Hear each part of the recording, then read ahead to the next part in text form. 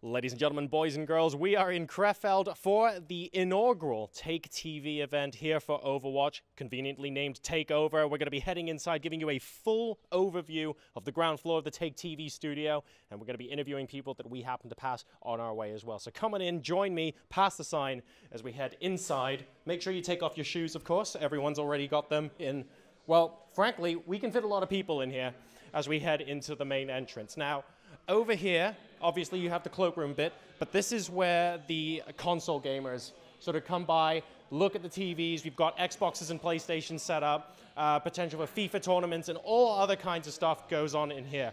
But behind me is the bar, and then later on, off to that direction, we have the stages, we have all the couches, we have the cinema, so much stuff to actually take in this unbelievably, amazingly new 20,000 square foot studio. So join me, we're going to be popping inside now and taking a look around. Let's hover now into the bar area. So we've got the bar here on the left, a rather major foosball game going on over there, and we have the dancing machine here. It's Kabal, practicing your moves on the dancing machine. How are you doing, buddy? You doing all right? You getting level 11 here on the dance mat? It's hard, it's hard. I try, but it's very hard with the plaster. Let's talk a little bit about those incredibly horrific eSports injuries that you're obviously carrying at the moment. In what scrim did you do that to yourself? In the soccer scrim. Look, you are one of the best support players here this weekend. Being a support player is a lot more, especially in your case with Lucio, is a lot more than hanging around not dying and just waiting for the right moment to push a button. Talk to us about how you bind the team together and what actually makes a really good support player in Overwatch. First, you don't die. That's the first rules. Sure. Then you need to know always where is your friends and where is your enemy. And then third, I think it's a good place for a strategic leader who can organize his team, do the main call, when to initiate, when to disengage. I think Lucio is a bad spot right now for people who like to lead and make a strategic call in the team. Okay.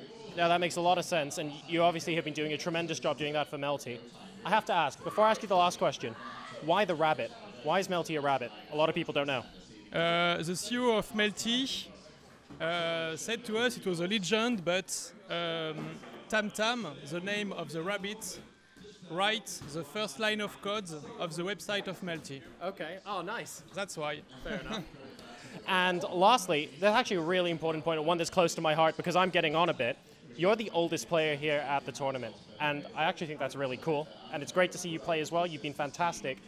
I like to believe age is just a number, but a lot of people think that, oh, people are completely out of it in esports by the time they hit 25, 26. What do you have to say to the naysayers? How are you keeping fresh? Is there even a need to keep fresh? Because you're obviously at the tip-top of your game. I think it depends first of the game. For example, if we compare with sports, like soccer, football, you have young people and you have older people. And you have injured people. Yes, for example, Zidane at maybe at 34 was always playing, yep. And Buffon, the goalkeeper of Italia, was always here. But in Overwatch, I think older people can play supports because with great experience and normally you can multitask. And of course, you are not the best aimer of the world because I think we lose about maybe 20 milliseconds of reflex because of the age. But with your experience, it helps for the team. Okay. I think it's my strong experience. All right, well, we look forward to seeing you continuing to kick ass for the foreseeable future. In the meantime, you go practice your moves, mate. I'm going to go ahead and hop over here. Now, we've got the foosball. I'm not going to disturb Take having his epic game over here. We're going to be heading into the cinema to see basically what the rest of the audience sees when they come in and spectate some Overwatch. Let's go take a look.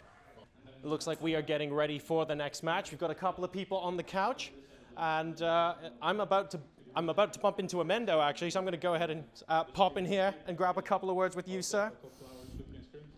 So how's your weekend going so far, and how are you enjoying it here at TaKeTV? TaKeTV is great, but I mean, I lost my game, so that's not great. But just hanging out, meeting people is absolutely so much fun. You're at the moment a sub-in for Team Experiment, right? So how quickly did you have to sort of get to know the team and play together with them? And how difficult was it for you in an unfamiliar environment? It was really difficult. We basically just created comps where we'll play this and we hope it works, and it didn't really work that well, but we got a few maps. We practiced a few things we had planned. It didn't really work out as well as we would have wanted it to, but we didn't have that much time. We used what we had. Well, you're the star DPS player for Team Experiment here at TaKeOver. Talk us through, like, what actually makes a good DPS player? A lot of people see players like yourself or Tavik or Seagull or anyone else, and they're like, oh, well, it's easy. You just keep head and crosshairs and you'll be fine. You just keep dealing damage. But there's more to it than that. There's a lot of subtlety to becoming a good DPS player. Talk us through what some of that means. It's a lot about consistency and then finding these openings, having a good read on the game. So if I see a slight just bad positioning from the enemy McCree and I can punish him and just win the fight off of the advantage that I can get from a small mistake, just having a good read and just exploding onto the team with just no hesitation at all, just from one mistake, is what makes a really good FPS or a DPS player. And at the moment, you've been associated with a number of different teams over the last month or two. Do you see yourself? Well, you obviously see yourself eventually settling somewhere, right? But what are you looking for in the team that you do eventually settle in? So I started off in SK with a bunch of great people, just mostly for friends. We didn't play Overwatch, it didn't work out. Then after that, I tried out for United, which I declined their offer and started playing with IDDKD. And then after that, I just went my own way. Me and Tix split up after a while in Maidong, and now we've got a roster with NA players that I'm going to be playing with for a while, and hopefully that works out.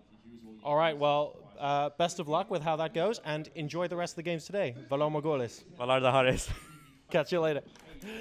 We're going to be heading out of the cinema now and towards the actual player area, which is all the way down the end. But first, we're going to have a little visit to the middle of the hall and what the couches and the poker table and all that kind of stuff looks like. So join me and we'll head over there. So now we're back out into the main room from the cinema.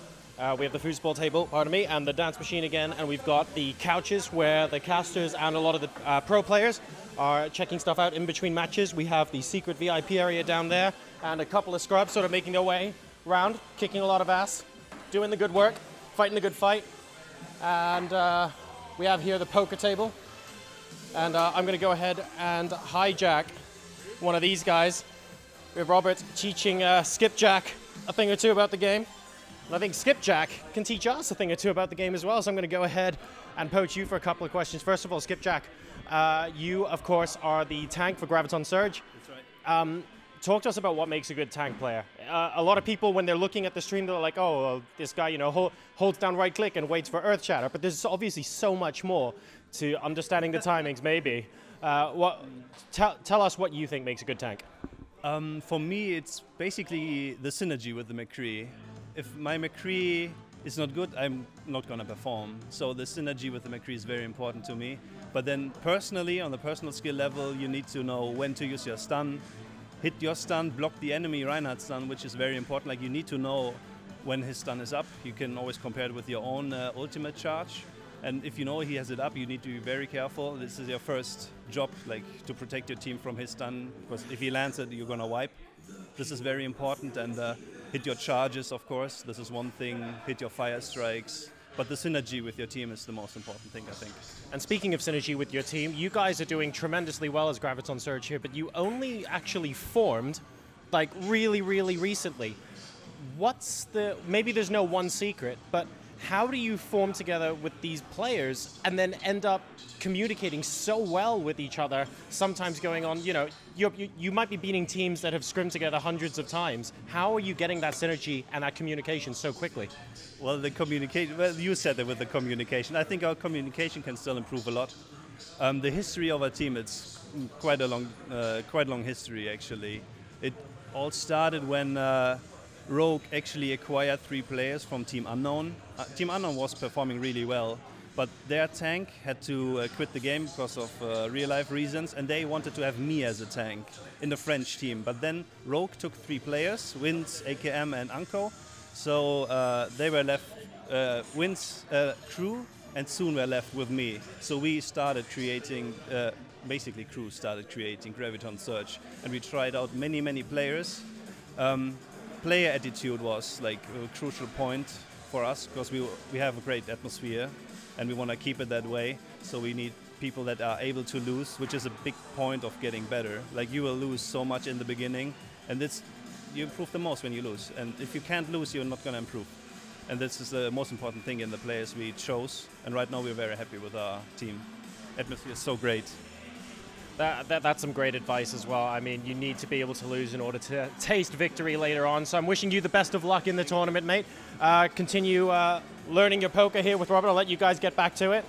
Now behind me here, as my mic gets caught in the chair as we move out, we have a relic of TaKeTV. This is the old original TaKeTV couch. Absolutely beautiful stuff. And what I'm going to do is take my magical teleporter as we go off to the other side of the room and into the player area. So we're going to move on in to one of the player rooms now. We're just getting set up for the next match. And we're about to pack up here with NumLocked, who I'm going to interrupt him rudely. You've just finished the winner bracket final. Yeah, you can keep playing. It's fine. We want to watch you die while you're trying to multitask. You're into the grand final now. You've just finished the winner bracket final. Your teammate singled you out as the loudest person on the team. Are you normally the shot caller? Are you like the focus person there? Well, what's going on? Yeah, I don't really do the shot calling. I generally just call who we focus during team fights and who we engage on and that sort of thing. And as you can probably hear a little bit, my voice is already going. Just from how loud, especially we were today during our game. And how difficult is it to, like, what does a bad focus call look like? How difficult is it actually to pick out the right person to single out in a fight? Because Overwatch, unlike a lot of other games with a similar genre, it's going so unbelievably quickly. How do you make the decision to pick the right person at the right time? I mean, a lot of it is on dependent on what you discuss as a team before the fight. So, like, what ultimates are up, what ultimates are down. So, for example, if a Mercy has her ult up, she's going to be a priority target. But if she doesn't have it, then you can kind of ignore her for a bit and deal with damage dealers and stuff to make sure you win the fight. And finally, with your team working together, who is calling the shots when it comes to a plays point of view when we're not actually focusing? So who else is calling stuff in this room? And is there a lot of is there any friction there? Is it difficult if both of you are screaming the same thing? Nox is the shot caller. He kind of sets up our plays and what we're going to do, team comps, that sort of thing. But there's no real friction. Like I came over to Overwatch with him from TF2. I played with him for like 2 years in TF2, and obviously again now since November in Overwatch. So we've got a lot of synergy together, and I'm happy to be in a team with him because he's a really intelligent caller and on the same page a lot of the time. So it works out. How many deaths have I just caused during this interview? Only one actually. Okay, not too bad. Well, congratulations, you're in the grand final. Well done. I'll let Melty get set up now. Best of luck, guys, and that's going to be it for now from the Take House. You've been able to watch a reasonable amount of the house, actually. We've gone through almost all of the ground floor, so I hope you've enjoyed the coverage here from the TaKeTV studios. We're also giving away an Overwatch Origins Edition CD key. Make sure you go ahead and enter that competition in the video description. For now, though, thanks for liking and subscribing on the video, and we'll see you next time. Take care.